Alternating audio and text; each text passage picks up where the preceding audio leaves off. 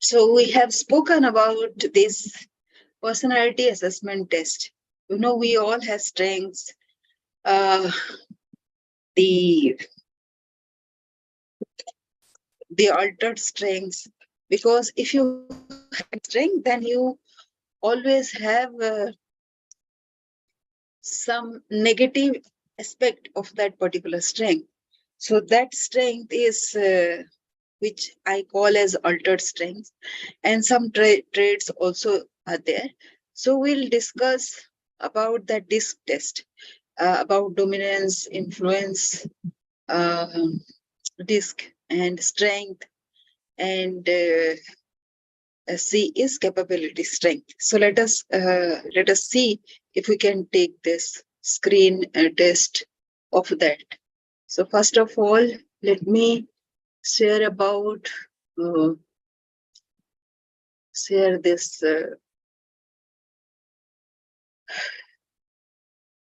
mind map. Oh, it has gone. The moment you click on the mind map, it goes, right? So let me again show the mind map that is there. Uh,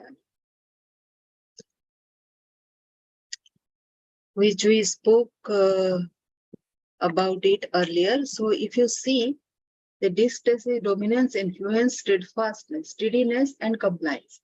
So each of these is required while you are getting uh, recruited for some post. So let us first of all find out what is our traits, if we can find those. So can you see? Mhm.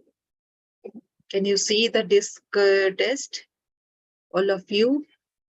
Yes. Here is the DISC test.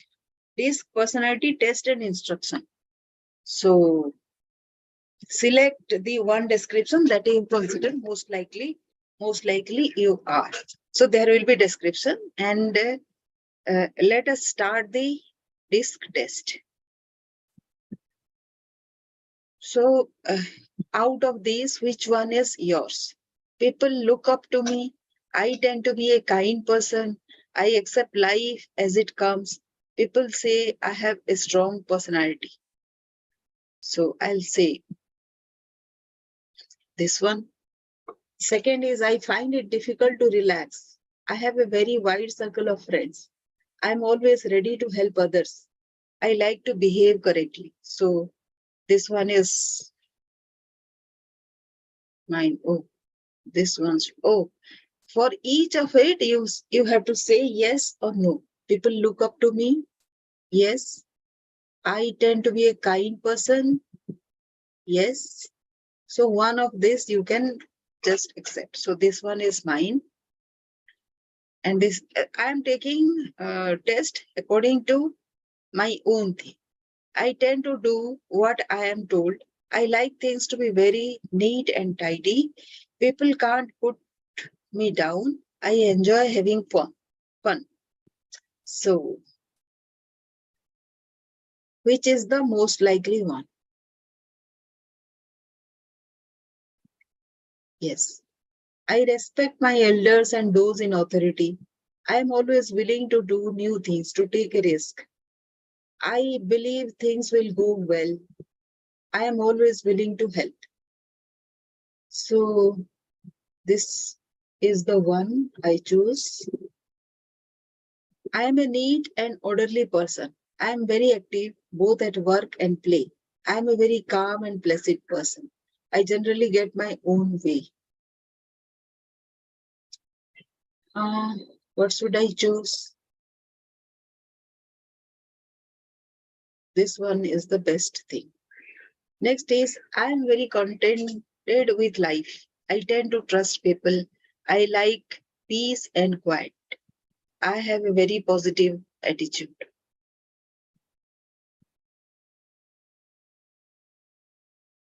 I have a great deal of willpower. I always take notice of what other people say. I try to be obliging. I am always cheerful.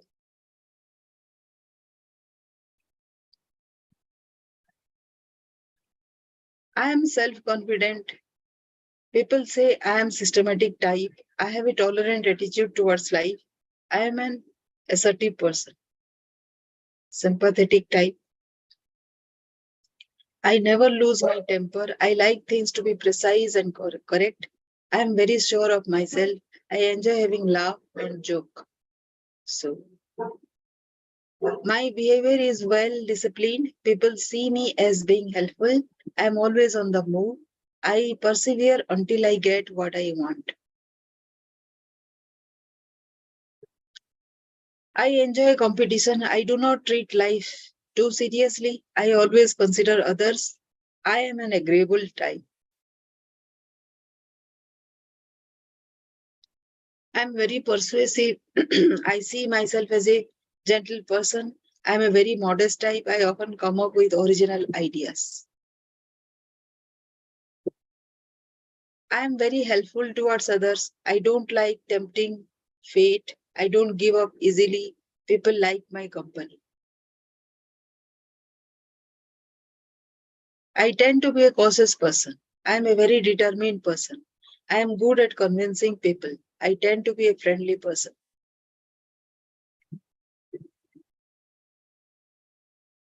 I don't scare easily. People find my company stimulating. I am always willing to follow orders. I am a rather shy person. I am very willing to change my opinion. I like a good argument. I tend to be an easygoing type. I always look on the bright side of life.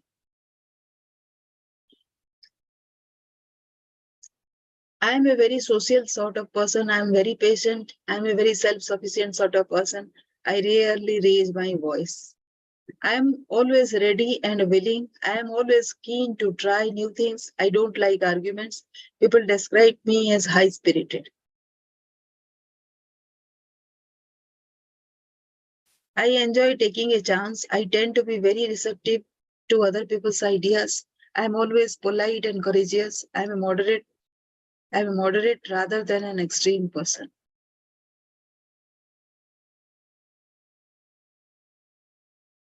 I try to be forgiving type. I am a sensitive person.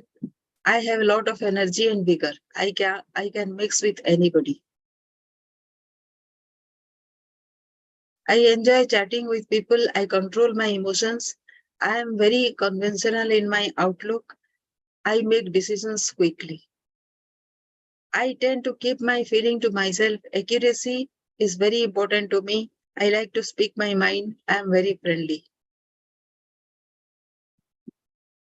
I like to handle things with diplomacy. I am very daring. Most people find me acceptable. I feel satisfied with life. I am obedient. I am always willing to have a goal. Loyalty is one of my strengths. I have a good deal of charm. I tend to be an aggressive type. I'm good fun and have a lot of personality. People tend to see me as an easy touch. I tend to be rather timid. I am good at motivating people. Patience is one of my major strengths. I am careful to say the right thing. I have strong desire to win.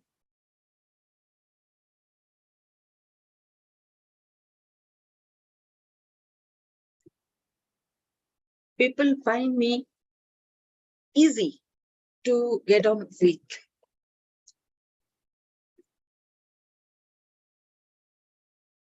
I get a lot of satisfaction from helping others. I always think things through. I prefer to get things done rather than later. I am good at analyzing situations. I get restless quickly. I think about how my decisions might affect others. People see me as relaxed and easygoing.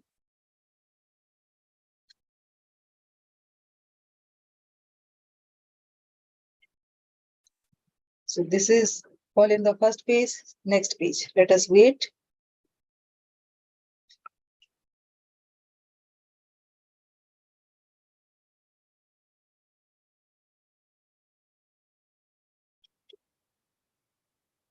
Let us see what is not entered properly.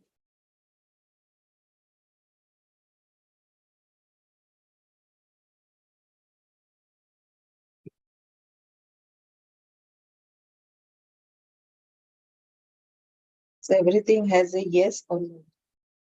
I find it difficult to relax. I have a very wide circle of friends. I tend to do what I am told.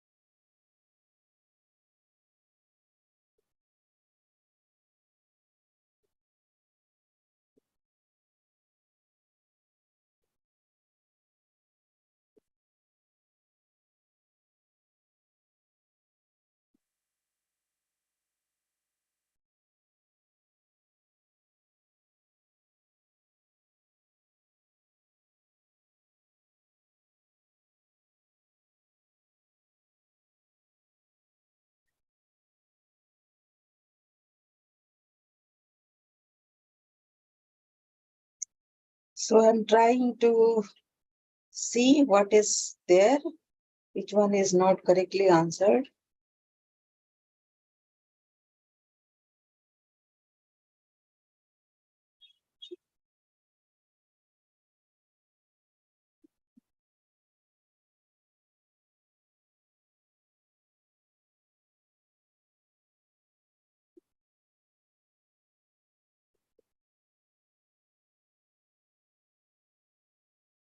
Three, 4, 5, 6, 7, 8, 9.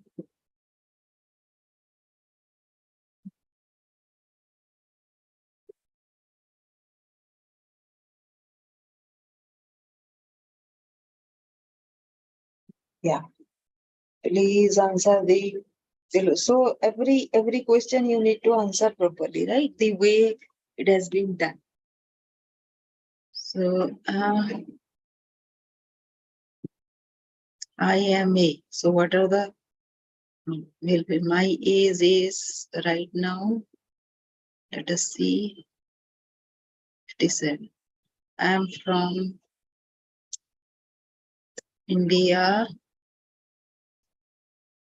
My education level is university. You are taking the test purely for insight into myself. What is your current employment status?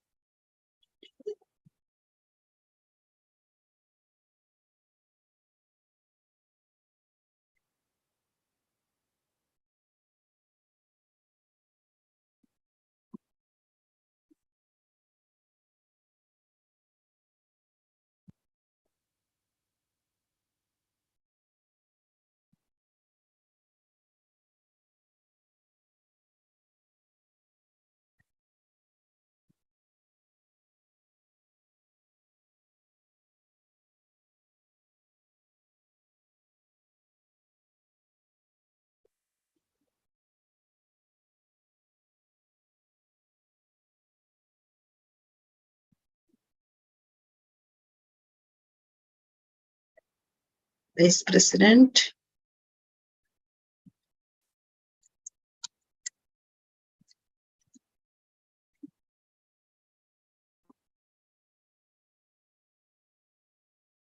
Support.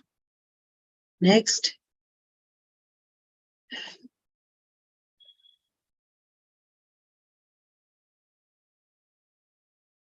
So here is my personality test. You can see it. Your specific distribution scores on the DISC personality test is an indication of a unique personality. You can think of your DISC personality as DNA. In the pie chart below, you see your distribution of scores. The highest percentage is likely to be your most dominant personality factor. And I'm a dominant type.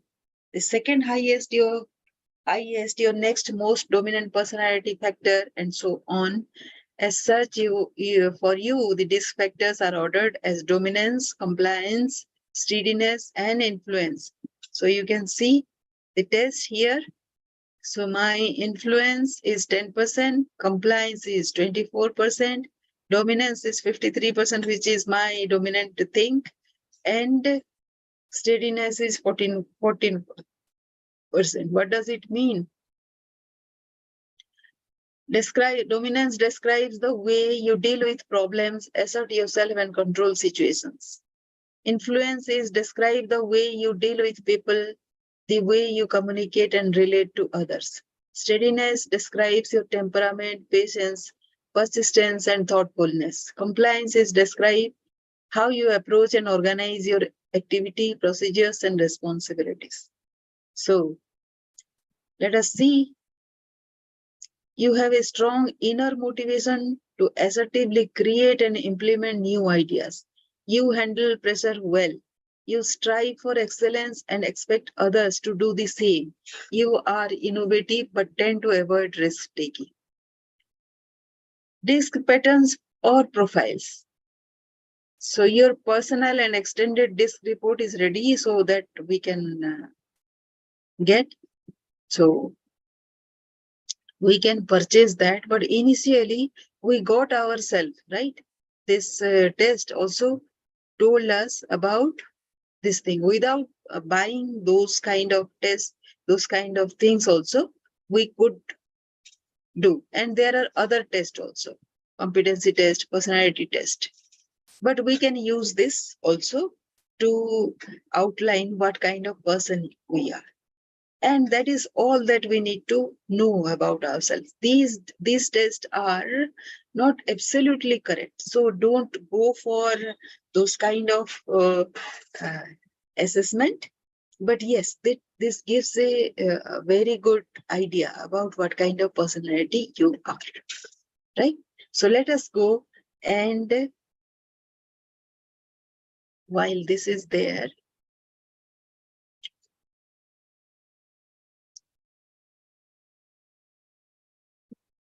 we'll stop here and read about the personality type.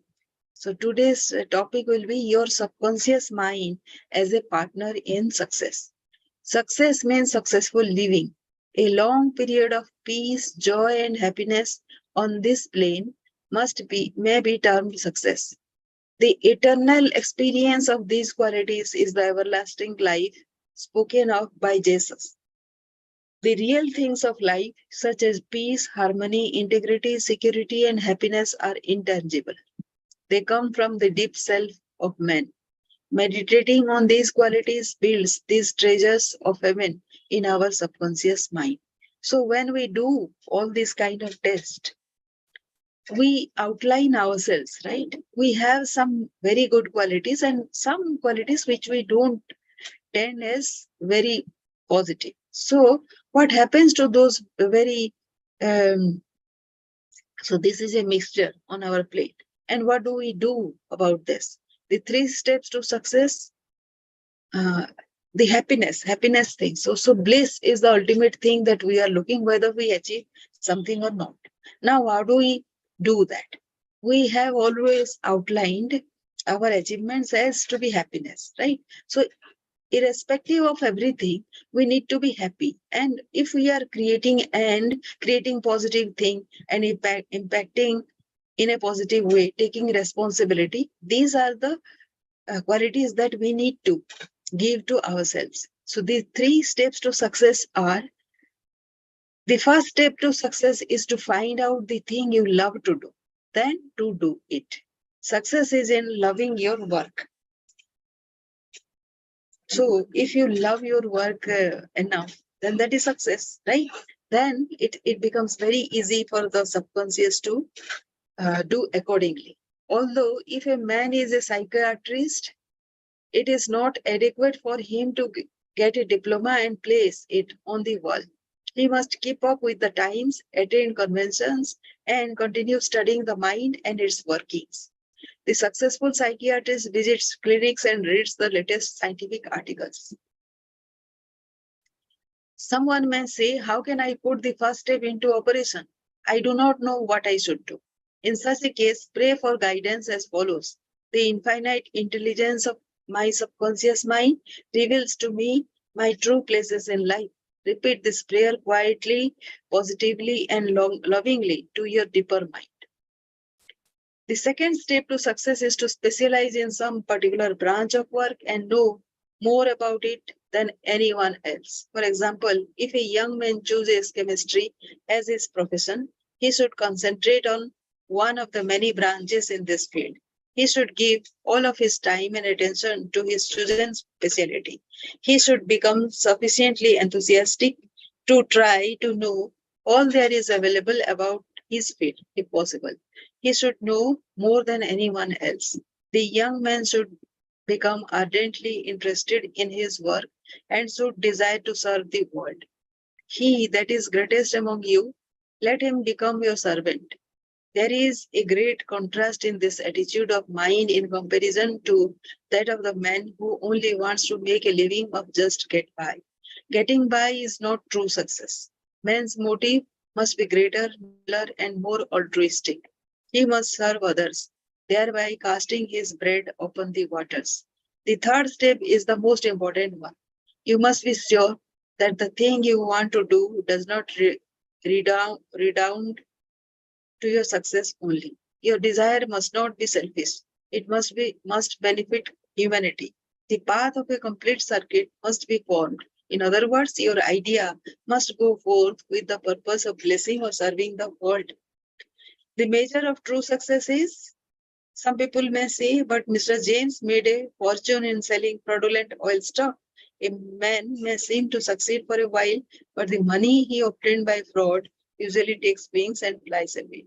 So, what we think and feel, we create. We create what we believe. Even though a man may have accumulated a fortune fraudulently, he is not successful. There is no success without peace of mind. What good is man's accumulated wealth if he cannot sleep nights, is sick, or has a guilt complex? I knew a man in London who told me of his exploits. He had been a professional pickpocket and had amassed a large amount of money. He had a summer home in France and lived in a royal fashion in England. His story was that he was in constant dread of being arrested by Scotland Yard. He had many inner disorders, which were undoubtedly caused by his constant fear and deep seated guilt complex. He knew he had done wrong. This deep sense of guilt attracted all kinds of trouble to him. Subsequently, he voluntarily surrendered to the police and served a prison sentence.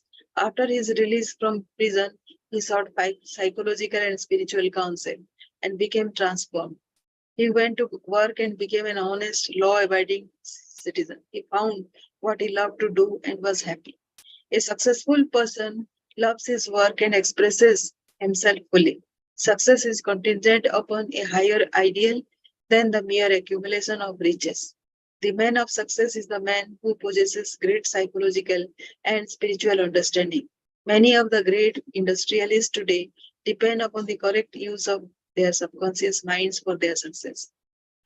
There was an article published some years ago about Flagler, an oil magnate. He admitted that the secret of his success was his ability to see a project in its completion.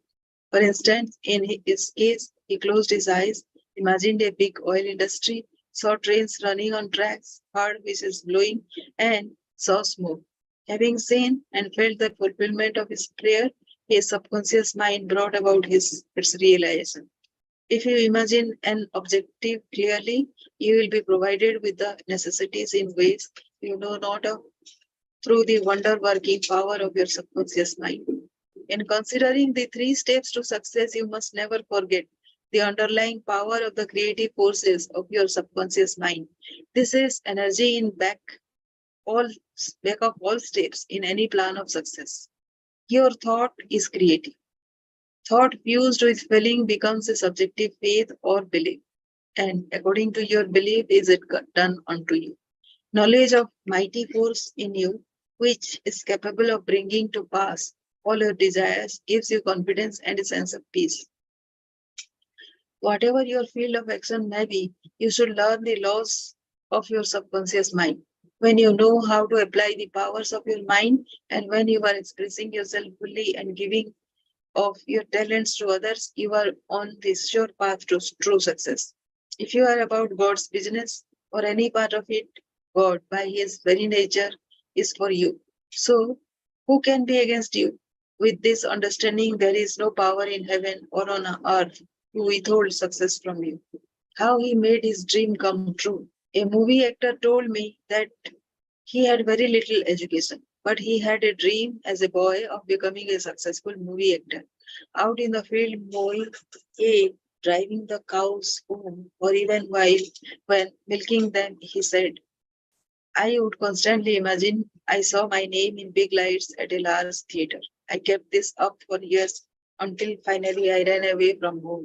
I got extra jobs in the motion picture field, and the day finally came when I saw my name in great big lights, as I did when I was a boy. Then he added, I know the power of sustained imagination to bring success. His dream pharmacy became a reality.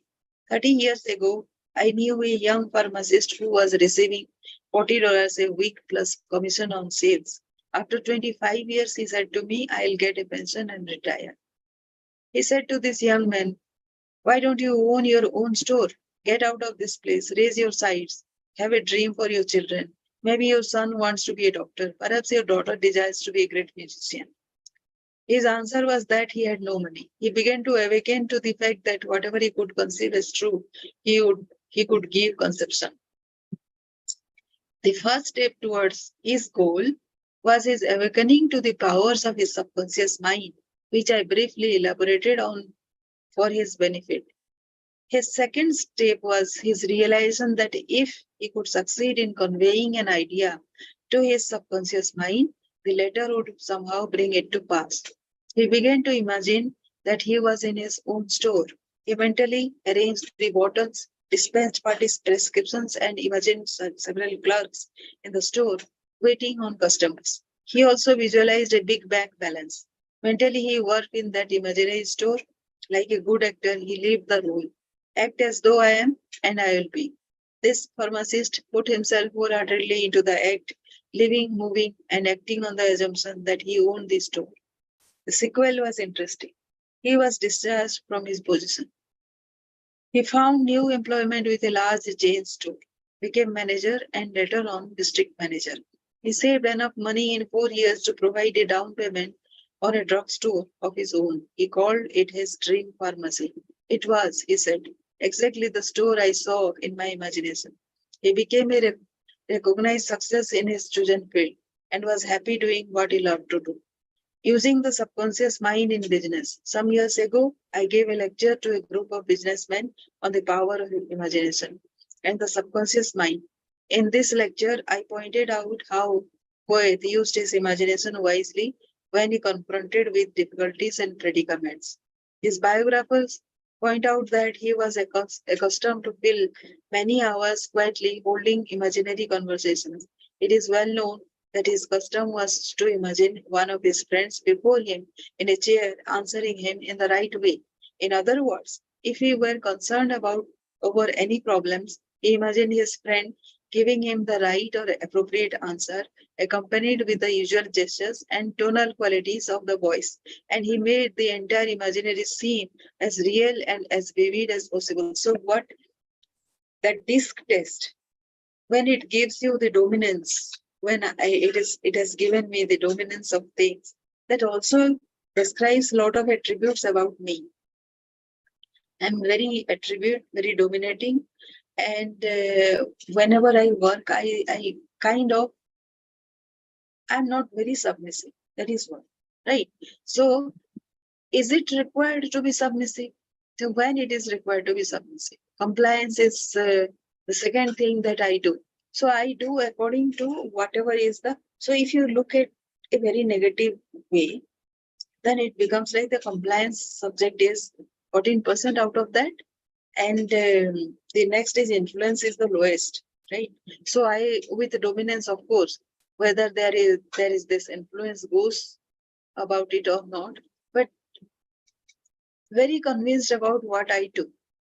And okay, one of the men present at this lecture was a young stockbroker. He proceeded to adopt the technique of Goethe. He began to have mental, imaginary conversations with a multi-millionaire banker, friend of his, who used to congratulate him on his wise and sound judgment and compliment him on his purchase of the right stocks. He used to dramatize this imaginary conversation until he had psychologically fixed it as a form of belief in his mind. So this was a so this person who actually wanted me to be below the person he favored with. So he identified all my negative qualities and he put me down in a place where I couldn't resist. Well,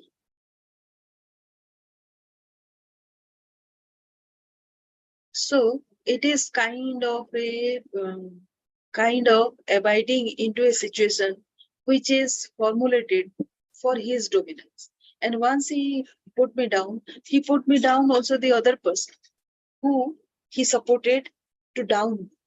And now when that person became powerful, he also used his uh, manipulative thing to put that person down. So entirely this segment is down.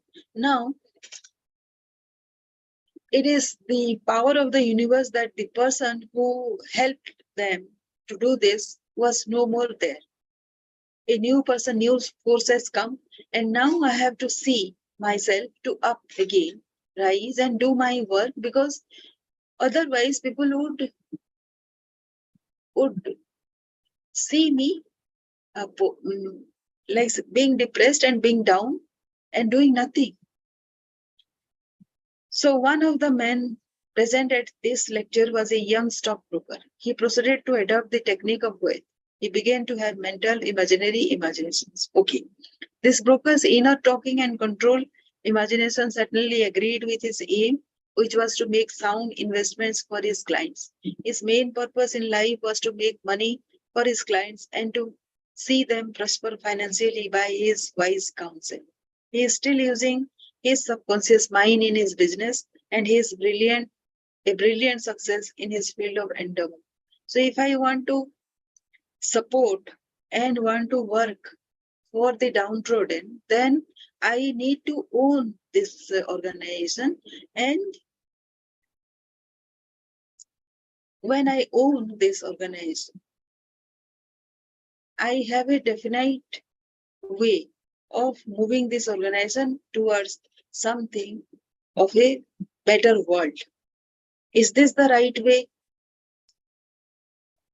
I have to use my dominance to qualify myself to own this thing and take help of others to build this to a to become a go-to organization. This has to be my organization, and I I am deciding whatever is going on in this organization. So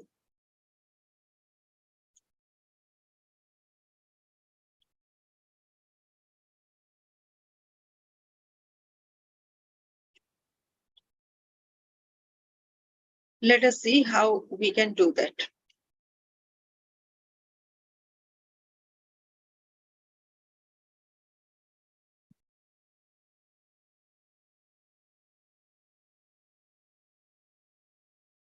Here are the profitable pointers.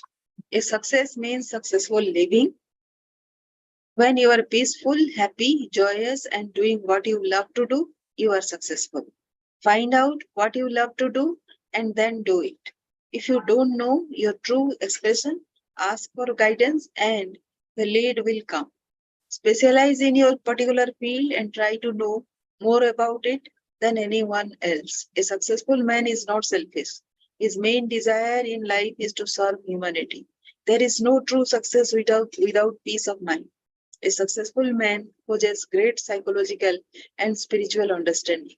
If you imagine an objective clearly, you will be provided with the necessities through the wonder working power of your subconscious mind. Your thought fused with feelings becomes a subjective belief, and according to your belief is it done unto you. The power of sustained imagination draws forth the miracle working powers of your subconscious mind. If you are seeking promotion in your work, imagine your employer's supervisor or loved one congratulating you on your promotion. Make the picture vivid and real. Hear the voice, see the gestures, and feel the clarity of it all. Continue to do this frequently, and through frequent occupancy of your mind, you will experience the joy of the unanswered prayer. Your subconscious mind is a storehouse of a memory. For a perfect memory, affirm frequently.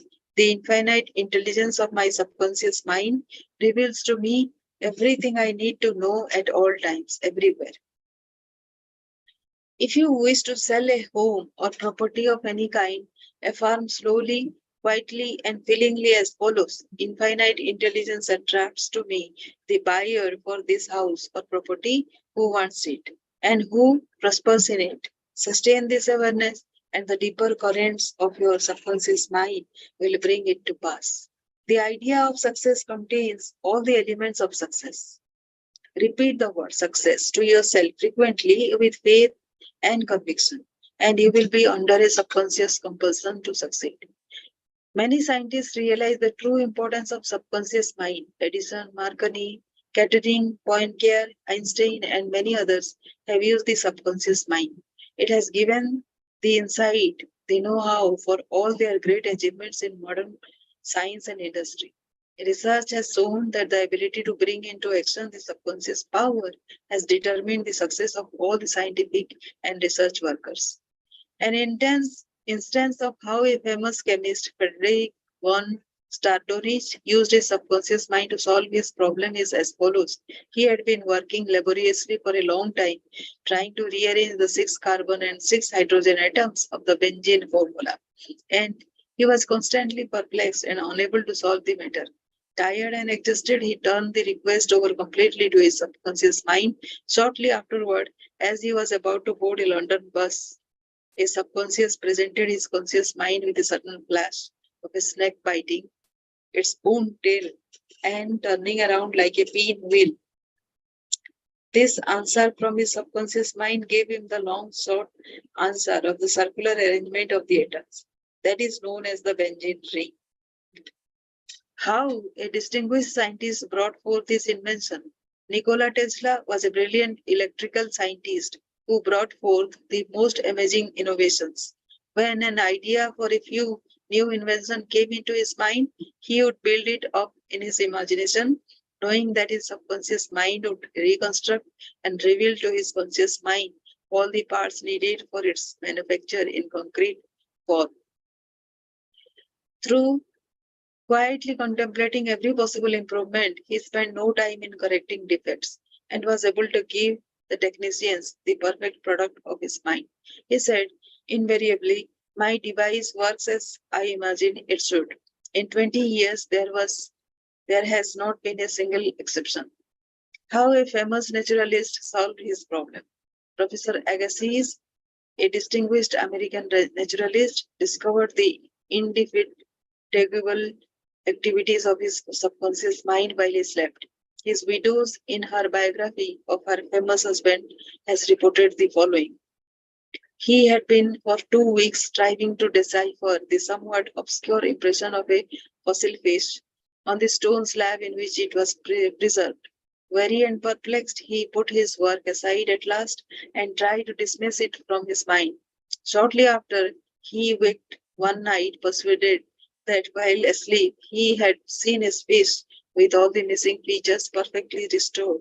But when he tried to hold and make fast the image, it escaped him.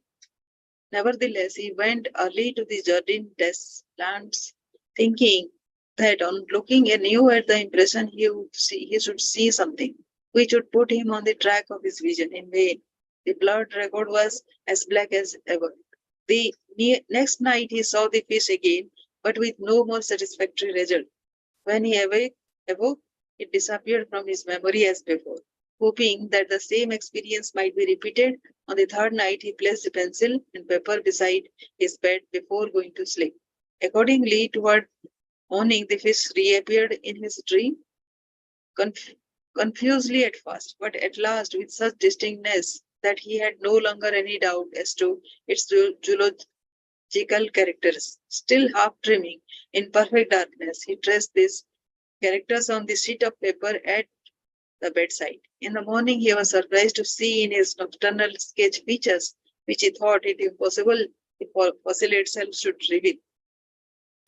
He hastened to the Jardin des Plantes and, with his drawing as a guide, succeeded in chiseling away the surface of the stone under which portions of the fish proved to be hidden. When wholly exposed, it corresponded with his dream and his drawing, and he has succeeded in classifying it with ease. An outstanding physician solved the problem of diabetes. Some years ago, I received a clipping from a magazine describing the origin of the discovery of insulin. This is the essence of the article as I recall it. About 40 years ago or more, Dr. Frederick Banting, a brilliant Canadian physician and surgeon, was concentrating his attention on the ravages of diabetes. At the time, medical science offered no effective method of arresting the disease. Dr. Banting spent considerable time experimenting and studying the international literature on the subject. One night he was exhausted and fell asleep. While asleep, his subconscious mind instructed him to extract the residue from the degenerated pancreatic duct of dogs. This was the origin of insulin, which has helped millions of people. You will note that Dr. Banting had been consciously dwelling on the problem for some time, seeking a solution, a way out, and his subconscious responded accordingly.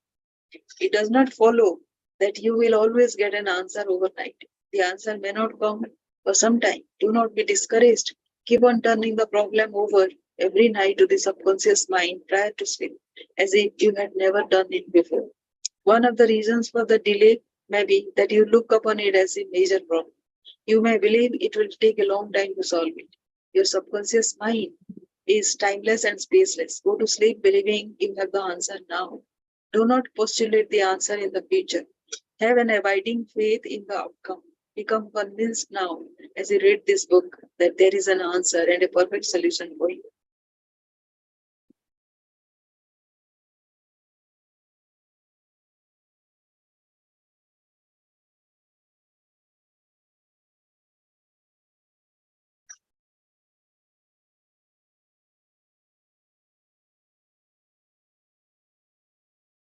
How to receive guidance from your subconscious. When you have what you term a difficult decision to make, or when you fail to see the solution to your problem, begin at once to think constructively about it.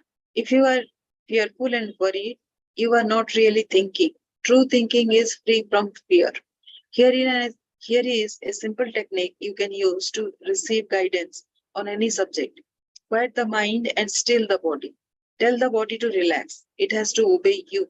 It has no volition, initiative, or self conscious intelligence. Your body is an emotional disk which records your beliefs and impressions. Mobilize your attention, focus your thought on the solution to your problem. Try to solve it with your conscious mind. Think how happy you would be about the perfect solution. Sense the feeling you would have if the perfect answer were yours now. Let your mind play with this mode in a relaxed way. Then drop off to sleep.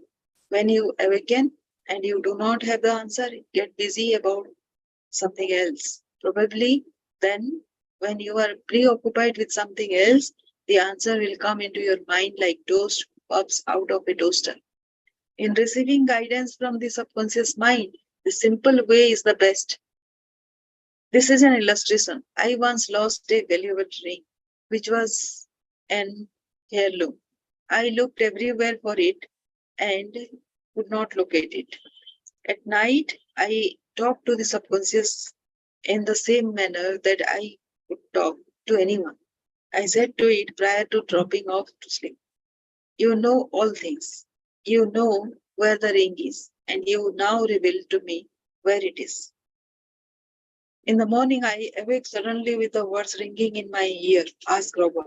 I thought it very strange that I should ask Robert, a young boy about 9 years of age. However, I followed the inner voice of intuition. Robert said, oh yes, I picked it up in the yard while I was playing with the boys. I placed it on the desk in my room. I did not think it worth anything, so I did not say anything about it.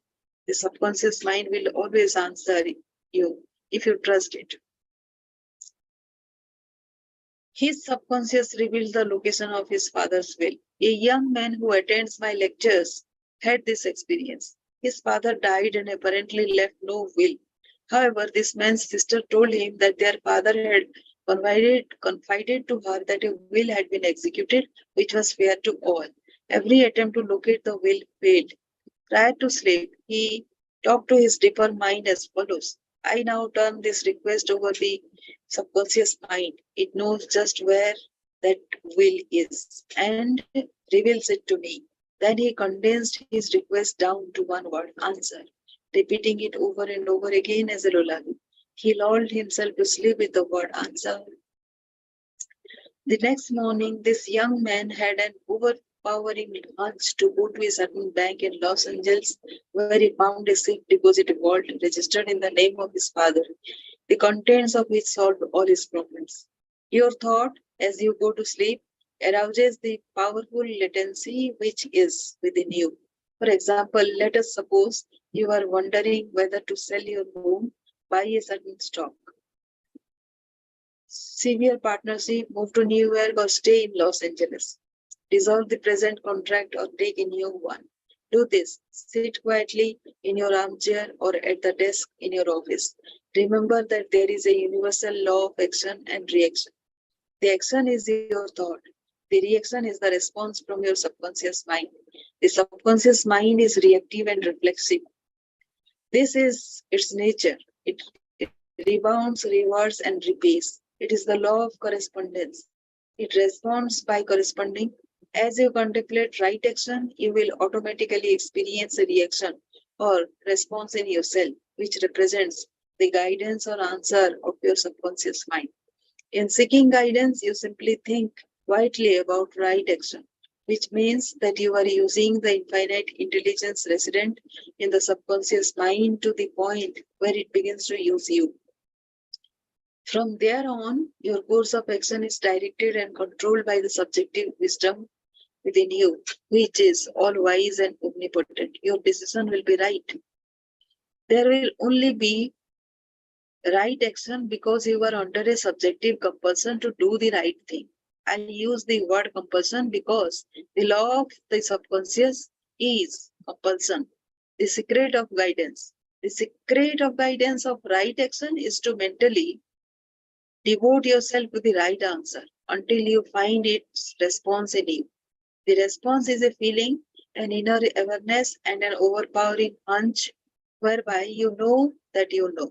You have used the power to the point where it begins to use you. You cannot possibly fail or make one false step while operating under the subjective wisdom within you. You will find that all your ways are presentness and all your paths are peace. Highlights to recall. Remember that the subconscious mind has determined the success and wonderful achievements of all great scientific workers.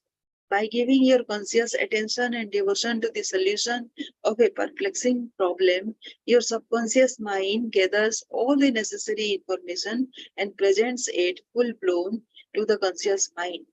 If you are wondering about the answer to a problem, try to solve it objectively.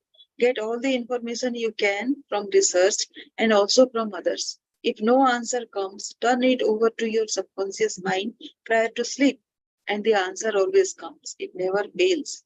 You do not always get the answer overnight. Keep on turning your request over to your subconscious until the day breaks and the shadows play away. You delay the answer by thinking it will take a long time, or that is a major problem. Your subconscious has no problem, it knows only the answer. Believe that you have the answer now.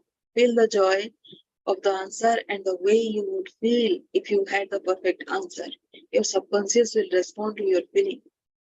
Any mental picture backed by faith and perseverance will come to pass through the miracle working power of your subconscious. Trust it, believe in its power, and wonder will happen as you pray. Your subconscious is the storehouse of memory, and within your subconscious are recorded all your experiences since childhood. Scientists meditating on ancient scrolls, temples, fossils, etc., are able to reconstruct scenes of the past and make them alive today. Their subconscious mind comes to their aid. Turn over your request for a solution to your subconscious prior to sleep. Trust it and believe in it, and the answer will come. It knows all and sees all, but you must not doubt or question its powers. The action is your thought, and the reaction is the response of your subconscious mind. If your thoughts are wise, your actions and decisions will be wise. Guidance comes as a feeling, an inner awareness, an overpowering hunch, whereby you know that you know. It is an inner sense of touch. Follow it. So let us follow the inner touch that is there inside you. So know your tendencies first, and then you can go on and surrender to the subconscious to work in your favor. So first of all is the disc test that we have done. We'll do other tests also in the subsequent videos.